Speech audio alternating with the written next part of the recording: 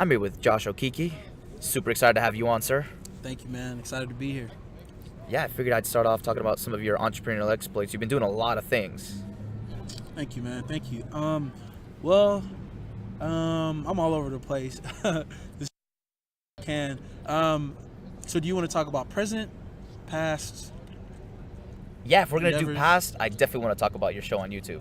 Okay, let's talk about that, man. Making Sense of It All was founded by me and my friend DV, and my other friend Chad in 2016. And what we decided to do was set out to just make sense of the world around us. So we brought in politicians, we brought in musicians, dancers, you name it.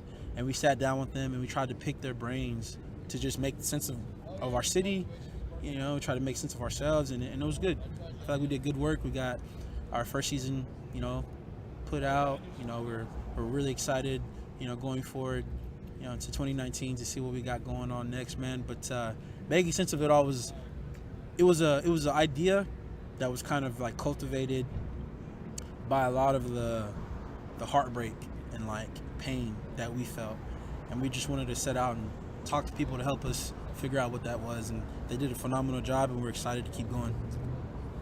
No, that's what's up, yeah. And I did watch y'all's episode with Afro and Mr. Green. Yeah. Really enjoyed it. Yeah. Very informative. Thank you, man. Thank you.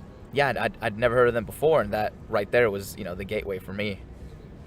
And yeah, we can touch up on the present too if you wanted to talk about some of the things you got going on now. Yeah, first of all, shout out to Afro and Mr. Green for deciding to sit with us. And, we're on the square right now for the viewers at home listening to us. And that's where I met Afro and Mr. Green, actually upstairs at LSA. Oh, no kidding. I was going to get some food, and I just happened to run into them. And actually, let me backtrack a little bit. We were at the campus theater, actually, and I was there for the Thin Line Festival, and I happened to see these two guys, one dude that was tall with an afro, a shorter white dude with the hat on, hopping into a car. And I was like, bro, wherever they're going, man, I just want to go. So I asked them, like, hey, can I ride with y'all? They're like, bro, yeah.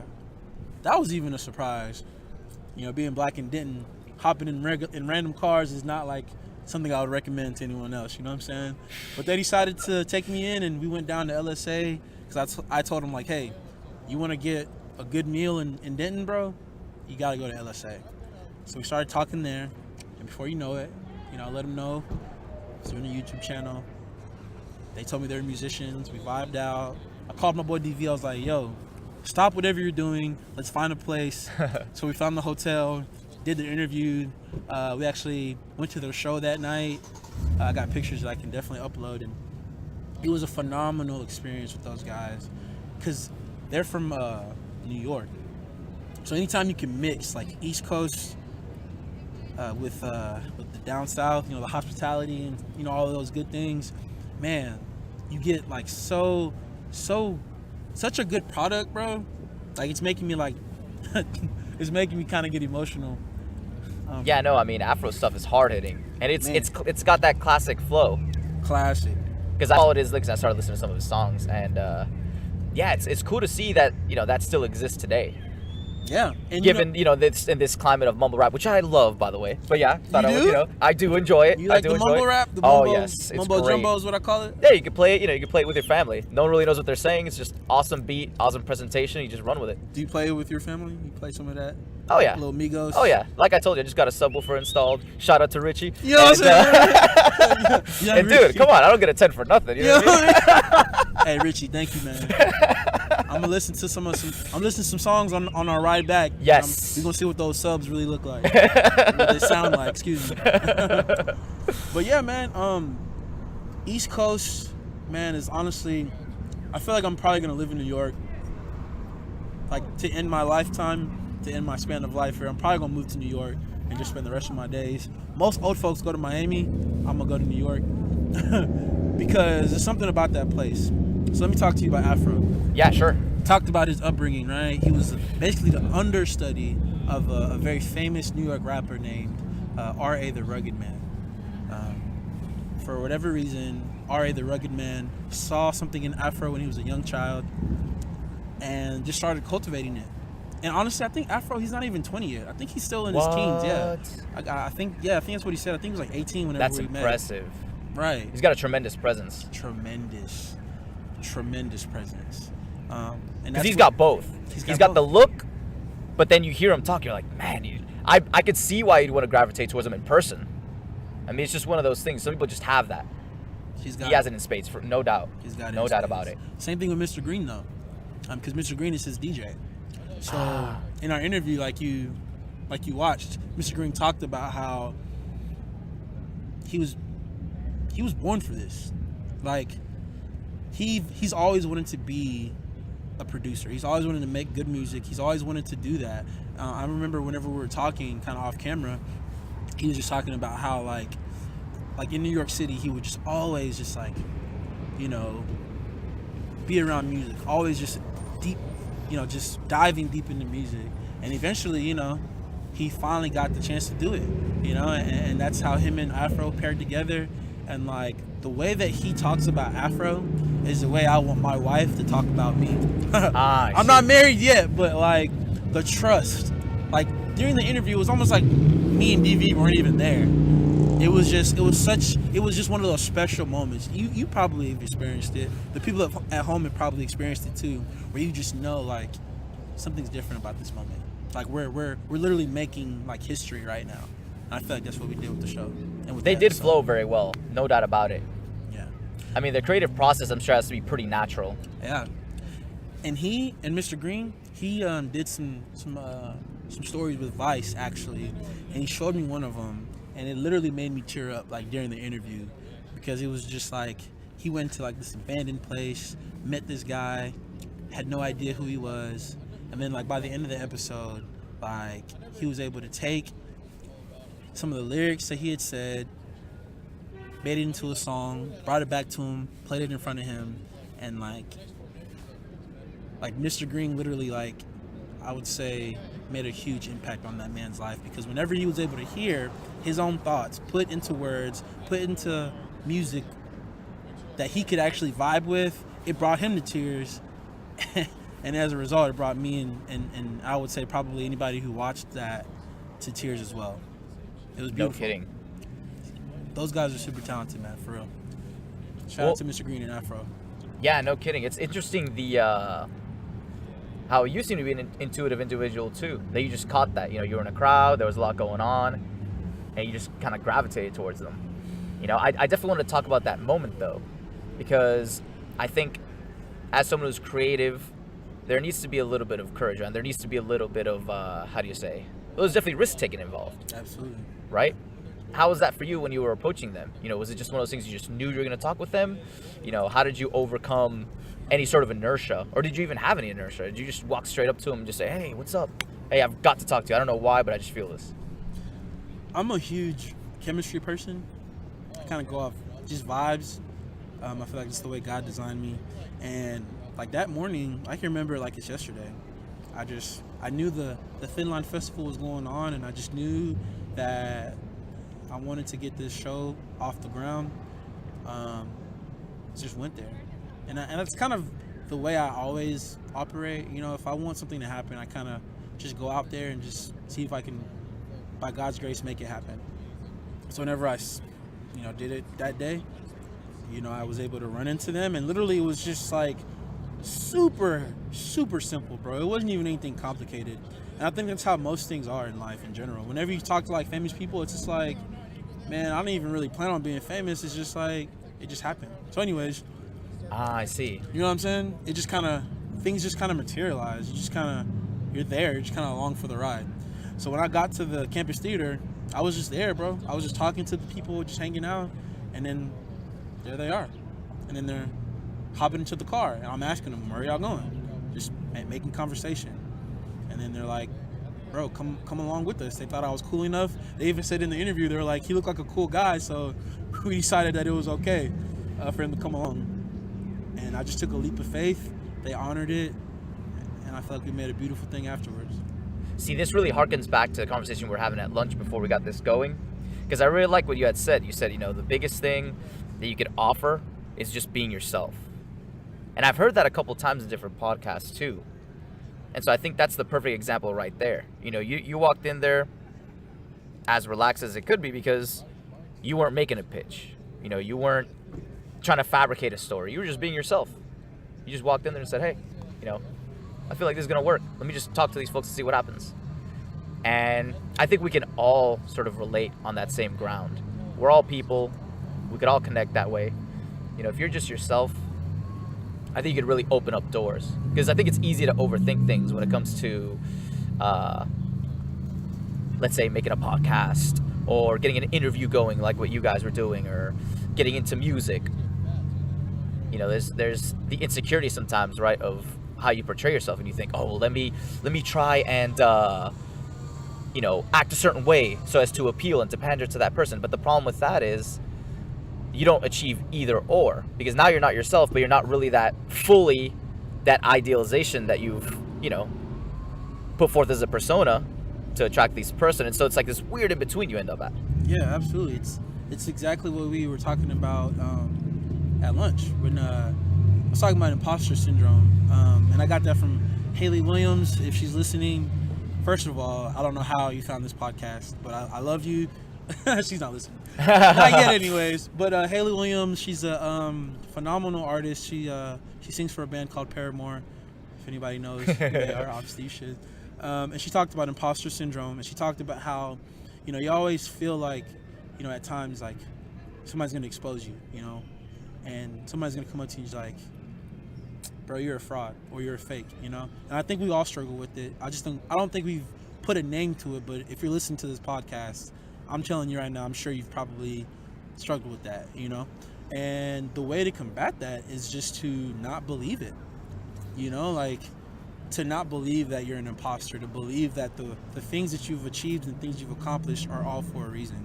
And it's kind of like what we were talking about, how like when you're in those moments and you're having like super anxious thoughts, super doubtful thoughts, super depressful thoughts, it's not a bad thing that you're having those thoughts. I think that's who you are. It's just part of life. But what you do after that is the huge step.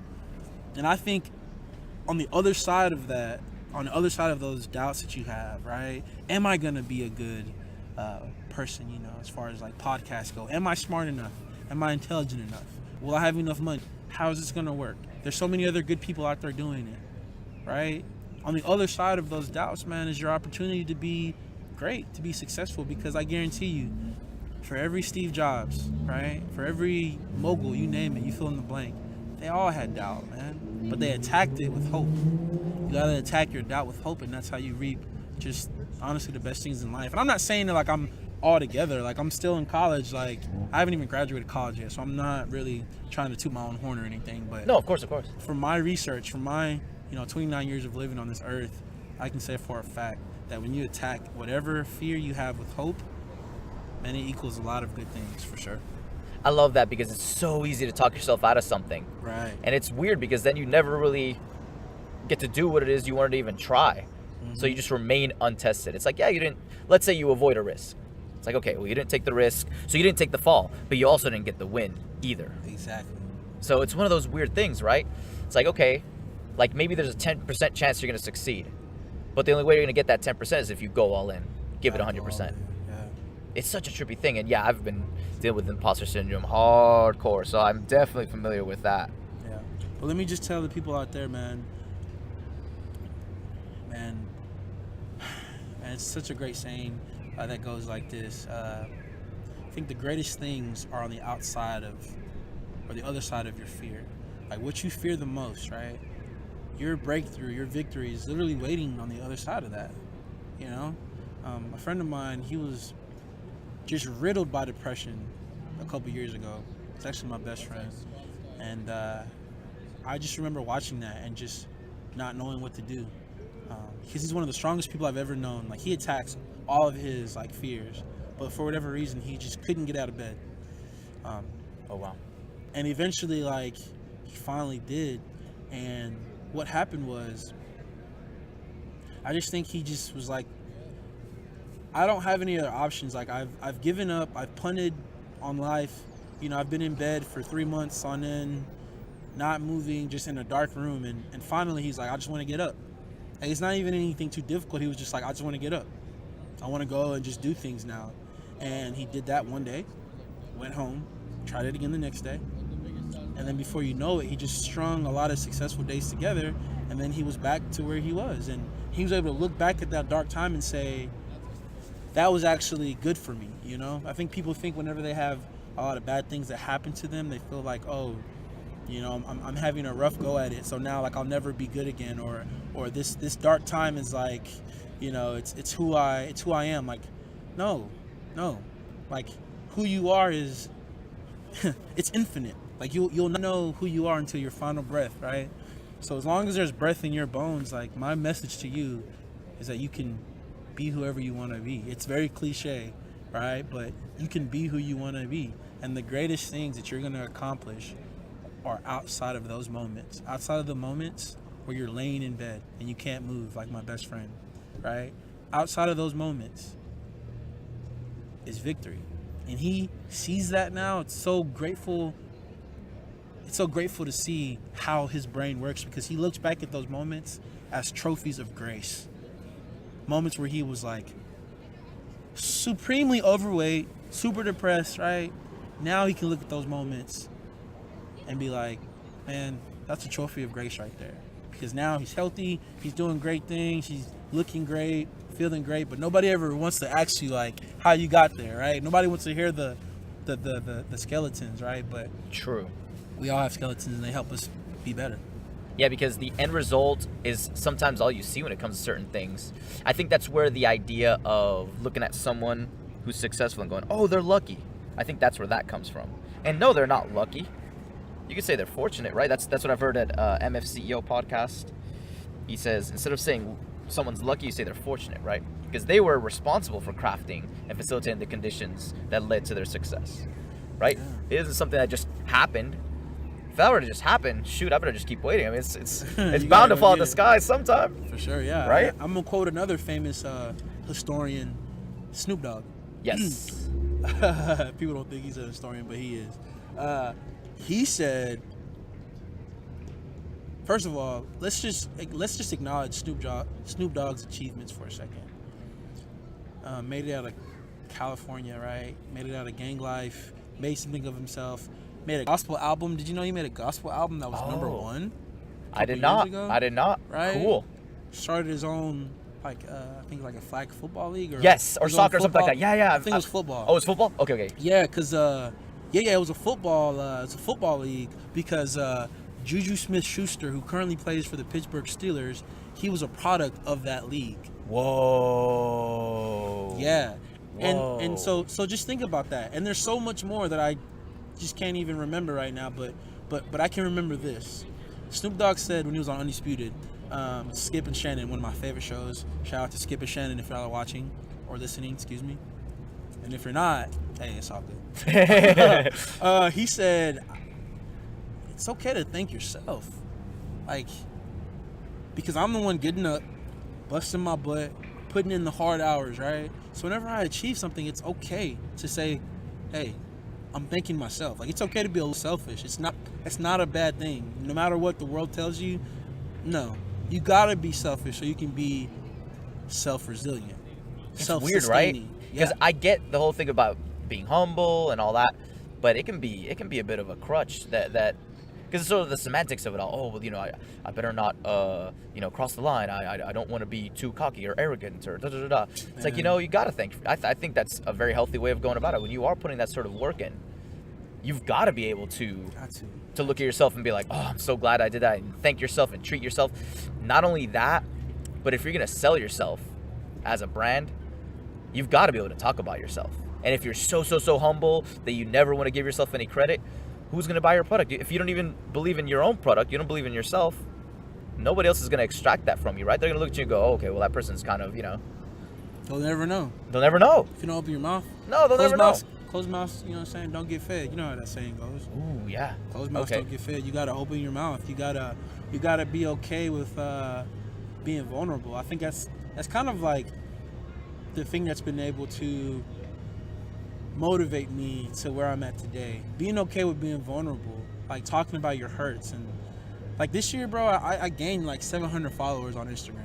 Woo. In like 4 months. And it wasn't even any magic formula or anything. I just got fed up with where I was at, fed up with some of my, you know, situations in my life, and I just started talking about it. I just got real open on social media, just didn't have a filter. And what I found out was that, guess what? Other people are going through that too. And guess what? They needed to hear it, you know? And I think, you know, those 700 people in county, bro, they're like-minded individuals, because we all struggle with stuff, man. We all go through a lot, and we need motivation, you know? So that's kind of how my platform kind of took off. And I know, like, whenever I become, you know, quote-unquote famous or whatever, I'm always going to make sure that I stay vulnerable, because that's who I am. I'm a vulnerable person. I talk about anything and everything. If you follow my Instagram page, you know, a little shameless plug, at Transformed, TRANZFORMED. If you follow that page or my Facebook pages, you'll see. Man, I lay it all out there because I know people need to hear it. People are dying every day, David. Suicide, you name it. Murder, all that. The only way you can combat that, in my opinion, is with love. And I think when you're being vulnerable, I think that's a byproduct of love. True. I agree. It makes you think of, like, you know, when you go into a romantic relationship, you're going to be vulnerable. You know, you're exposing yourself, the best and the worst. You're right. It just comes with it. It comes with it. Otherwise, you're in this weird area where you're not really truly able to affect things. I don't think you can be that efficient. For example, what I mean to say by that, I don't think you can be too cool for school throughout a whole career as an entrepreneur. Like, you're going to have setbacks. You're going to have embarrassing things happen. You're going to have mistakes. And you have to just accept it as part of the package. It's likewise with a romantic relationship, right? You're going to put yourself out there. Shoot, you might have something goofy or silly happen to you, right? Right.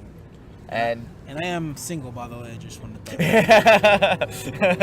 that out there. Whoever's listening, you know what I'm saying? Yeah, no, it's interesting. It's interesting, and I love your perspective. It's very refreshing, you know. Thank you, man. Because I think people do need to hear that sort of thing. I do think that it's okay. It's okay to be vulnerable. It's okay to get out there and you know, experience the taste of failure. Yeah. And hey, it's just a teachable moment. That's all it is, right? Absolutely. You do something wrong, well, you're gonna feel pretty bad. Those feelings are probably gonna be enough to either have you change that action, right, to where it's like you improve on it, you upgrade it, or you never do it again. Yeah. Right? That's honestly like the story of my life. The phrase that people always use with me was like, man, that was really funny. Don't ever do that again.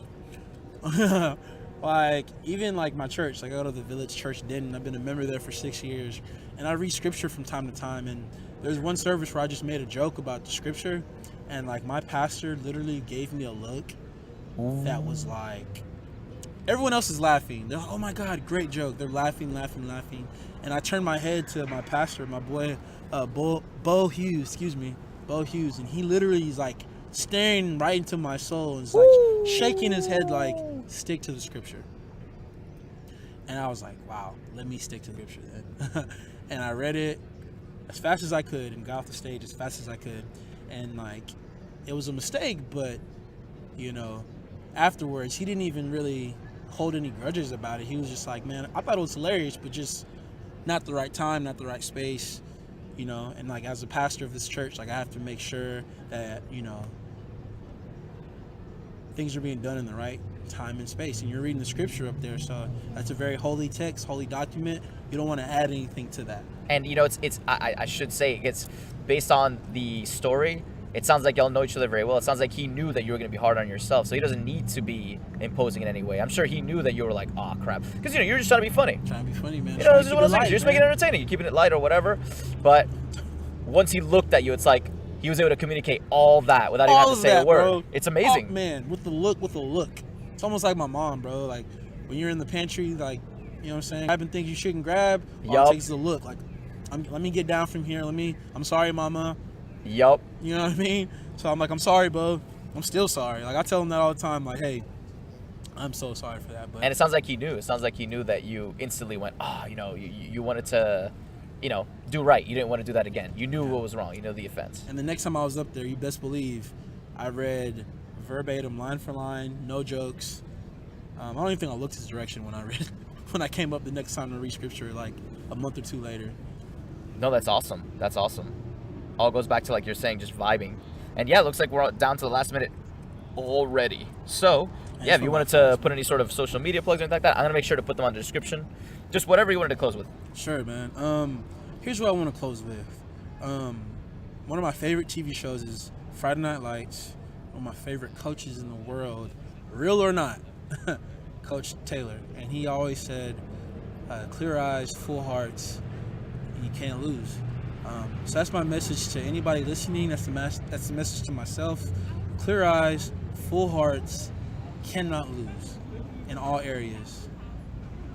I love it. In all areas, man, for sure. That definitely resonates with me. I appreciate your time.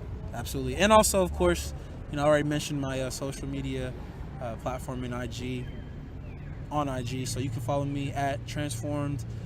You can look at my name, Joshua Michael Okeke. Actually, Joshua Michael Ihanichukwu Okeke on Facebook. That's really long, so Joshua Okeke would probably get it done. Snapchat, The Chosen Elect. I'm all over the place. My blog, Josh Okeke at blogspot.com. But like my man said, he'll put it all down there for you on the bio, on the description, so you can find a way to follow me, and I'm gonna follow you as well. I'm a huge fan of people, so I'm loving this, man. I love the interview. Thanks for having me, bro. And anytime. Clear eyes, full hearts, man. Can't lose, baby. Yes, sir. Y'all take care. All right, peace.